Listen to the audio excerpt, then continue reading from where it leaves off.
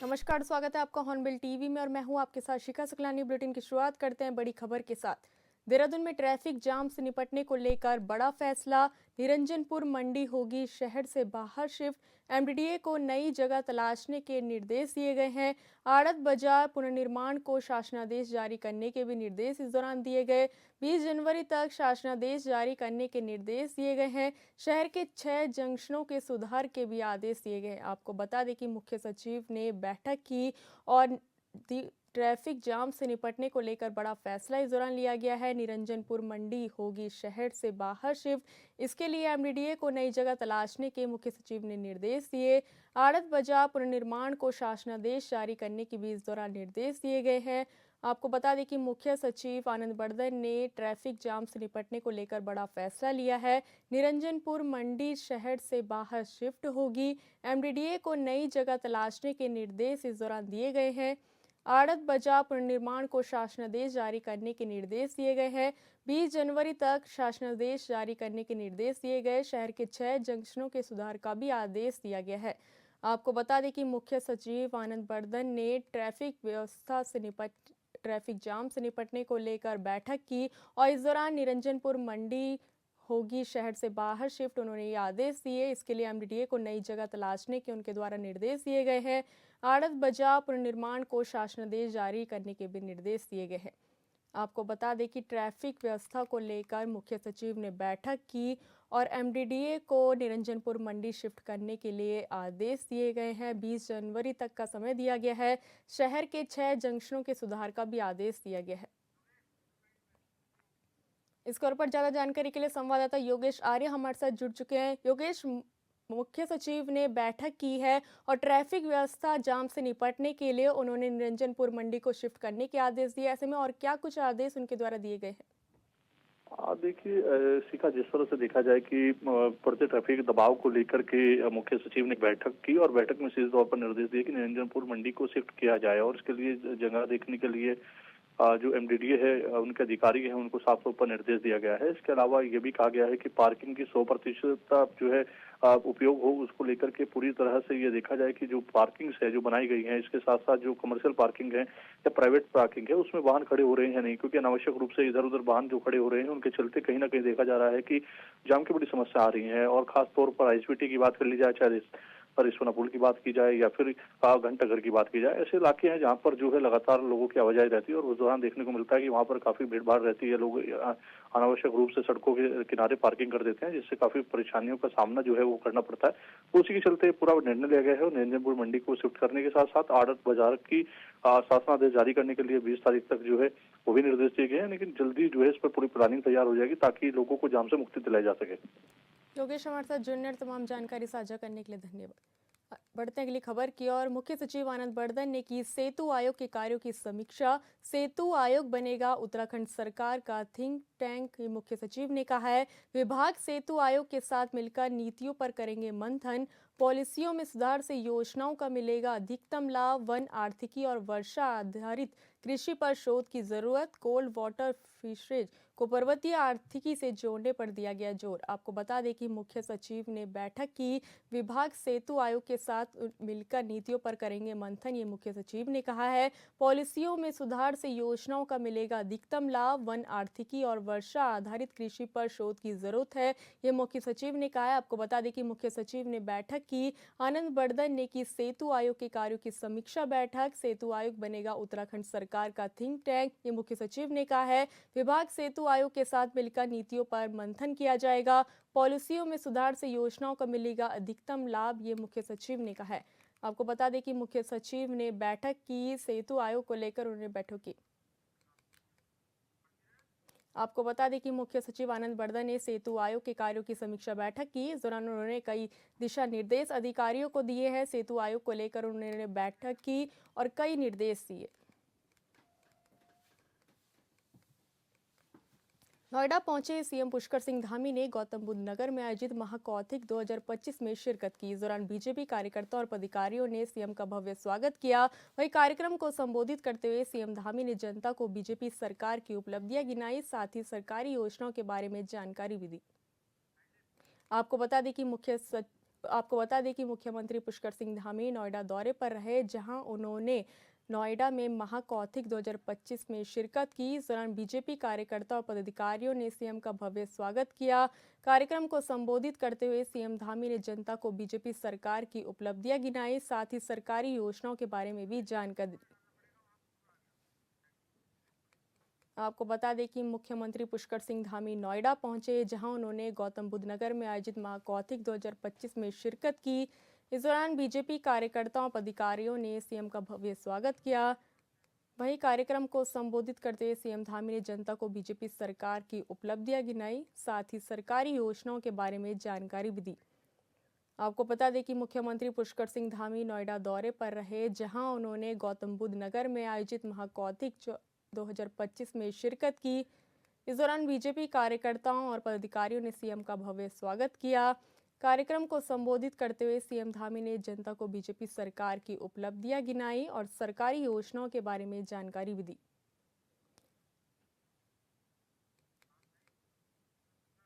आपको बता दें कि नोएडा पहुंचे सीएम पुष्कर सिंह धामी ने गौतम बुद्ध नगर में आयोजित महाकौथिक 2025 में शिरकत की और बीजेपी सरकार की उपलब्धियां इस दौरान उन्होंने गिराई। कार्यक्रम को उन्होंने संबोधित किया। सरकारी योजनाओं के बारे में मुख्यमंत्री पुष्कर सिंह धामी ने शिरकत की और योजनाओं के बारे में जानकारी दी।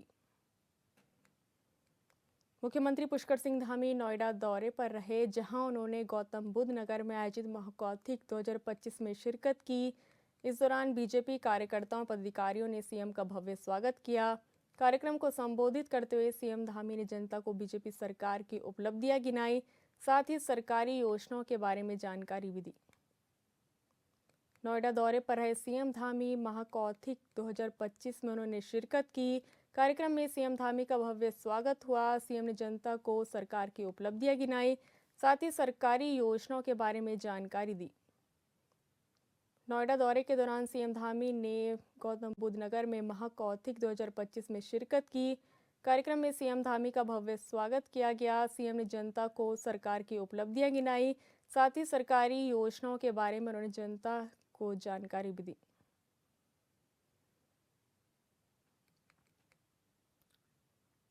बता दें कि सीएम धामी नोएडा पहुंचे, जहां उन्होंने गौतम बुद्ध नगर में आयोजित महाकौथिक 2025 में शिरकत की। इस दौरान बीजेपी कार्यकर्ताओं और पदाधिकारियों ने सीएम का भव्य स्वागत किया।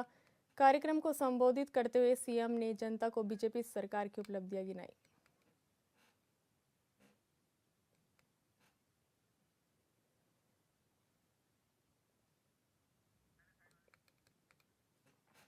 नोएडा दौरे पर रहे सीएम धामी, जहां गौतम बुद्ध नगर में आयोजित महाकौथिक 2025 में उन्होंने शिरकत की। इस दौरान बीजेपी कार्यकर्ताओं और पदाधिकारियों ने सीएम का भव्य स्वागत किया।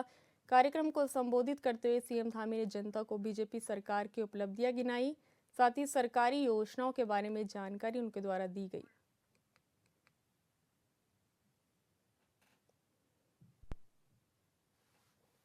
आज माननीय मुख्यमंत्री जी दोबारा यानी कि पिछले वर्ष भी इस मंच पर थे और इस वर्ष भी इस मंच पर महाकौथिक के अवसर पर आए बड़ी संख्या में आए हुए सभी उपस्थित भाइयों एवं बहनों, हमारे मीडिया के सभी मित्र, मैं सबसे पहले तो महाकौथिक के अवसर पर पर्वतीय सांस्कृतिक संस्था द्वारा आयोजित इस विशाल विराट महाकौथिक में आप सभी का देवभूमि उत्तराखंड के मुख्य सेवक के रूप में आप सभी माताओं बहनों का, बुजुर्गों का, नौजवान साथियों का हृदय से स्वागत करता हूं। आप सबका अभिनंदन करता हूं। मेरे लिए अत्यंत हर्ष का विषय है कि मुझे पिछली बार भी, पिछले वर्ष भी आप सबके बीच में इस महाकौथिक में आने का शुभ अवसर प्राप्त हुआ था और इस वर्ष भी आप सबके बीच में आने का यहाँ पर शुभ अवसर प्राप्त हो रहा है। आप सभी लोग अपने राज्य से दूर रहकर भी जिस प्रकार से उत्तराखंड की समृद्ध सांस्कृतिक विरासत को सजोने का काम कर रहे हैं, वास्तव में उसकी जितनी प्रशंसा की जाए उतनी कम है। और यहाँ मंच पर आने के बाद ऐसा लग रहा है कि जैसे मैं नोएडा में नहीं हूं, बल्कि मुझे लग रहा है कि मैं उत्तराखंड में ही हूं। और यदि ये कहा जाए कि आप सभी सही मायने में उत्तराखंड के सच्चे ब्रांड एम्बेसडर हैं, तो इसमें कोई अतिशयोक्ति नहीं होगी। मुझे ये जानकर अत्यंत प्रसन्नता हो रही है कि ये महाकौतिक पिछले 15 वर्षों से निरंतर उत्तराखंड की लोक कला, समृद्ध सांस्कृतिक विरासत, पारंपरिक विरासत, पहाड़ी उत्पादों को व्यापक पहचान दिलाने का एक सशक्त मंच प्रदान करता है।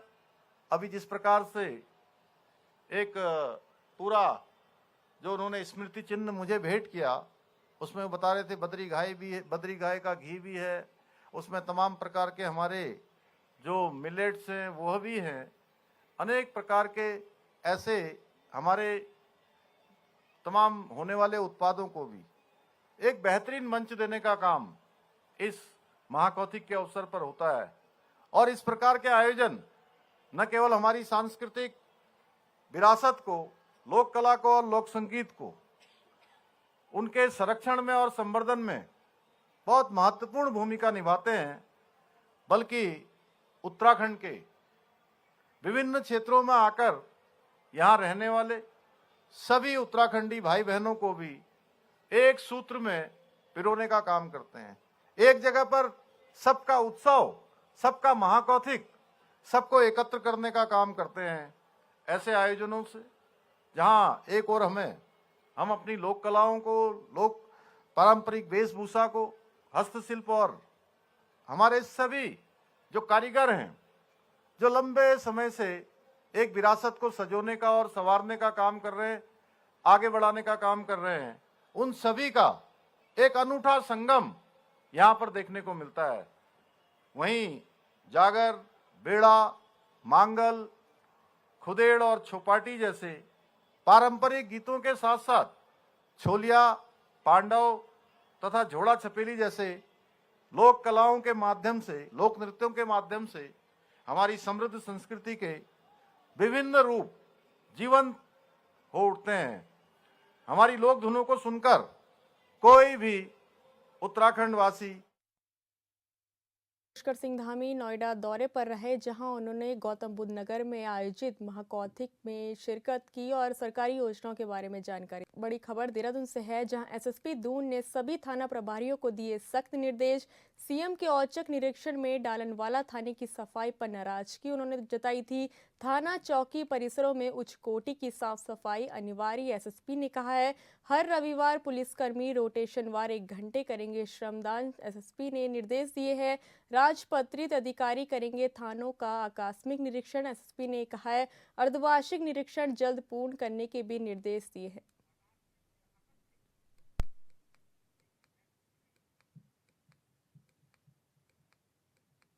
मुख्यमंत्री पुष्कर सिंह धामी ने स्पष्ट कहा है कि देवभूमि की डेमोग्राफी, सांस्कृतिक पहचान और देवत्व को किसी भी कीमत पर प्रभावित नहीं होने दिया जाएगा। उन्होंने कहा कि देवभूमि का मूल अस्तित्व बना रहना चाहिए, जो न सिर्फ राज्य का संकल्प है बल्कि पूरे देश और दुनिया के लोगों की भावना है। उन्होंने कहा कि इसी संकल्प के तहत सरकार ने कानूनी रूप से अतिक्रमण के खिलाफ सख्त अभियान शुरू किया है। ये देखिए, देवभूमि डेमोग्राफी, देवभूमि का सांस्कृतिक चीजें किसी भी कीमत पर यहाँ का देवत्व, उसका नुकसान नहीं होना चाहिए। यह हमारा संकल्प है और पूरे देश दुनिया के लोगों का भी ऐसा विचार देवभूमि के बारे में है। ऐसा भाव है कि देवभूमि का देवत्व बना रहना चाहिए, यहाँ का मूल अस्तित्व समाप्त नहीं होना चाहिए। उसको लेकर हमने कानूनी रूप से सभी जो भी इस प्रकार का अतिक्रमण करने वाले हैं, जिनका यहाँ पर पहले कोई नामो निशान नहीं था, कोई अस्तित्व नहीं था, जिन्होंने अतिक्रमण किया है, वो अतिक्रमण स्वयं हटा लें। अन्यथा जो व्यवस्था है, उसकी व्यवस्था के तहत अतिक्रमण हटाने का अभियान चल रहा है और अभी तक 10,000 एकड़ से अधिक ज़मीनें अतिक्रमण से मुक्त कराई गई हैं। आगे हरिद्वार पहुंचे मुख्यमंत्री पुष्कर सिंह धामी ने राज्य की औद्योगिक और कृषि आधारित अर्थव्यवस्था को नई गति देने का स्पष्ट संदेश दिया। सीएम धामी ने सबसे पहले बुग्गावाला क्षेत्र में एमबी फूड प्रोसेसिंग प्लांट का विधिवत उद्घाटन किया। इसके बाद वे मशरूम प्रोसेसिंग प्लांट पहुंचे, जहां रिबन काटकर दूसरे प्लांट का शुभारंभ उन्होंने किया। मशरूम प्लांट पहुंचने पर मुख्यमंत्री का कार्यकर्ता और स्थानीय लोगों ने पुष्प वर्षा कर स्वागत किया। उद्घाटन के बाद सीएम ने प्लांट की व्यवस्था का निरीक्षण भी किया। आज राज्य के अंदर कृषि और हॉर्टिकल्चर में, उद्यान के क्षेत्र में, बागवानी के क्षेत्र में बहुत शानदार काम हो रहा है। नवाचार के क्षेत्र में यहाँ भी मशरूम के उत्पादन में, अन्य अचारों के निर्माण में, यहाँ के स्थानीय लोगों को साथ में लेकर ये नवाचार को और रोजगार को आगे बढ़ाया जा रहा है। ये बहुत अच्छा प्रयास है। राज्य के अंदर हम कृषि के क्षेत्र में, बागवानी के क्षेत्र में हमारे सभी किसान भाई लाभान्वित भी हों, उन्नत प्रकार की बागवानी करें, उन्नत प्रकार की कृषि करें। उसके लिए हमारी सरकार उनको सर्वोच्च प्राथमिकता देते हुए स्टेट मिलेट मिशन हो, फार्म मशीनरी बैंक योजना हो, हमारी एप्पल मिशन हो, कीवी मिशन हो, तिमोर मिशन हो या महक क्रांति हो, हमने अनेक काम अभी शुरू किए हैं जो आने वाले समय में निश्चित रूप से हमारे राज्य को भी काफ़ी समृद्धि प्रदान करेंगे और किसान भाइयों का रोजगार और व्यवसाय दोनों ही और उनका आय बढ़ाने का। उत्तराखंड के पूर्व मुख्यमंत्री हरीश रावत ने मसूरी में पत्रकार वार्ता करते हुए भारतीय जनता पार्टी पर तीखा हमला बोला। उन्होंने आरोप लगाया कि राज्य में प्रशासनिक फैसले अधिकारियों के विवेक से नहीं बल्कि बीजेपी के इशारों पर लिए जा रहे हैं। हरीश रावत ने बीजेपी को पूंजीपतियों की पार्टी बताते हुए कहा कि उसने गरीबों, बेरोजगार और आम जनता के हितों की अनदेखी की है। उन्होंने बीजेपी नेताओं पर अहंकार और अलंकार की राजनीति करने का आरोप लगाया।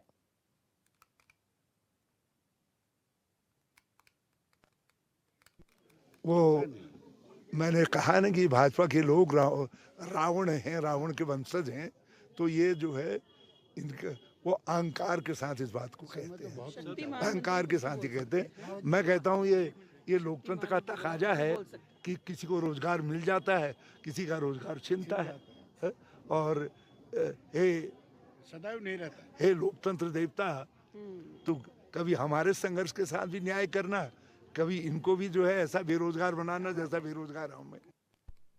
देहरादून समेत हरिद्वार, उधम सिंह नगर, नैनीताल, चंपावत और पौड़ी जिले में कोहरा छाया हुआ है। प्रदेश के पर्वतीय इलाकों में हल्की बारिश और बर्फबारी की संभावना है। मौसम विभाग केंद्र की ओर से जारी पूर्वानुमान के अनुसार उत्तरकाशी, चमोली, रुद्रप्रयाग और पिथौरागढ़ के कुछ हिस्सों में बारिश बर्फबारी हो सकती है। उत्तराखंड में मौसम का मिजाज बिगड़ा हुआ है। सुबह से ही राजधानी देहरादून में कोहरा छाया हुआ है और ऐसे में मौसम विभाग ने भी ये चेतावनी जारी की है कि उत्तराखंड के कई अधिकांश हिस्सों में मौसम ऐसा ही बना रहेगा, यानी कि कहा जा सकता है कि कोहरा जारी रहेगा। ऐसे में ये भी बताया जा रहा है कि पहाड़ी क्षेत्रों में कहीं जगह पर बारिश और बर्फबारी की भी संभावना जताई जा रही है और खासकर हरिद्वार, उधम सिंह नगर और देहरादून क्षेत्रों में घना कोहरा भी छाए रहने के आसार जताए जा रहे हैं। इसके लिए राज्य सरकार की ओर से भी पहल की गई है। तमाम लोगों से अपील की जा रही है कि जब वो वाहनों से बाहर निकल रहे हैं, सड़कों पर चल रहे हैं, तो वो सतर्कता जरूर बरतें, क्योंकि जिस तरह से मौसम का मिजाज बिगड़ा हुआ तो ऐसे में दुर्घटनाओं का ग्राफ जो है वो भी बढ़ता हुआ नजर आ रहा है। ऐसे में राज्य सरकार की ओर से ये भी कहा गया कि जगह जगह अलाव की व्यवस्था की जाए, रेन बसेरे की व्यवस्था की जाए, लेकिन अधिकांश हिस्सों में ये भी देखा जा रहा है कि अभी तक अलाव तक की भी व्यवस्था नहीं हो सकी है, जिस पर अब लोग क्योंकि काफ़ी परेशान भी हैं और आवाजाही करने के दौरान ये भी देखा जा रहा है कि जब वो घरों से बाहर निकल रहे हैं तो काफ़ी कोहरा, काफ़ी धुंध इतनी ज़्यादा है कि आवाजाही करने में भी दिक्कतें हो रही हैं। हॉर्नबिल टीवी के लिए देहरादून से विशाल। मसूरी में 24 से 29 दिसंबर तक आयोजित होने वाले विंटर लाइन कार्निवल को लेकर प्रशासन ने सभी तैयारियां पूरी कर ली है। मसूरी के उपजिलाधिकारी राहुल आनंद ने जानकारी दी कि कार्निवल के दौरान ट्रैफिक प्रबंधन से लेकर सुरक्षा, पार्किंग और कार्यक्रमों की रूपरेखा पूरी तरह से तैयार की गई है ताकि स्थानीय लोगों और पर्यटकों को किसी प्रकार की परेशानी न हो। बता दें कि इस बार कार्निवल में उत्तराखंड के स्थानीय कलाकारों को प्राथमिकता दी गई है।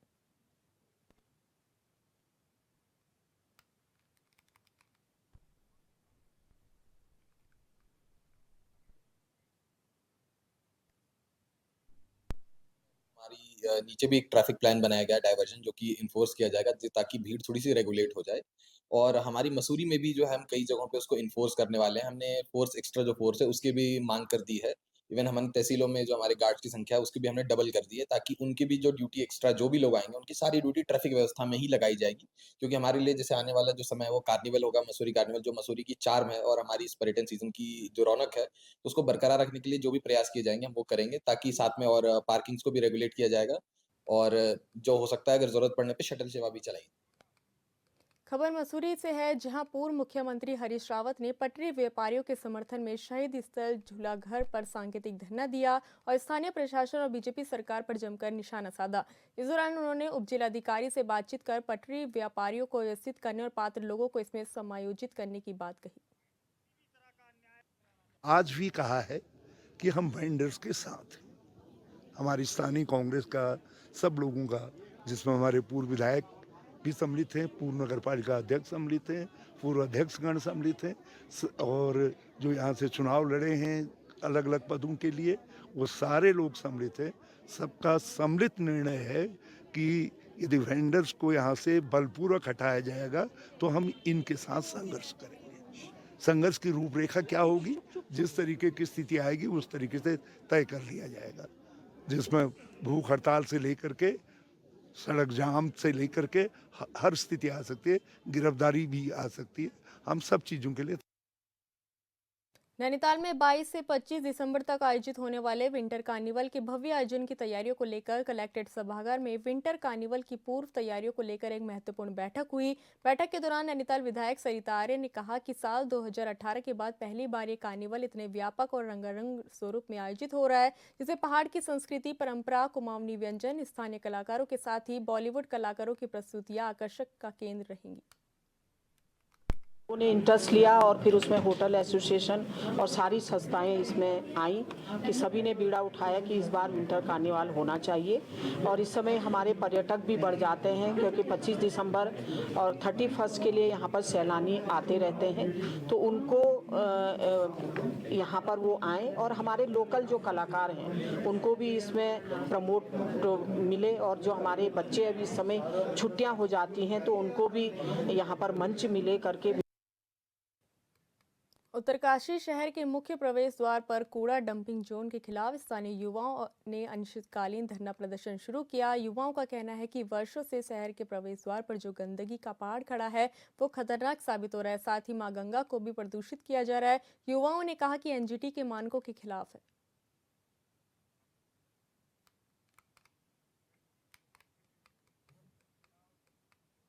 उधम सिंह नगर में बाजपुर के खेड़ा गांव में जन जन की सरकार जन जन के द्वार कार्यक्रम के तहत शिविर का आयोजन किया गया। इस मौके पर सभी विभागों के कर्मचारी अधिकारी मौजूद रहे।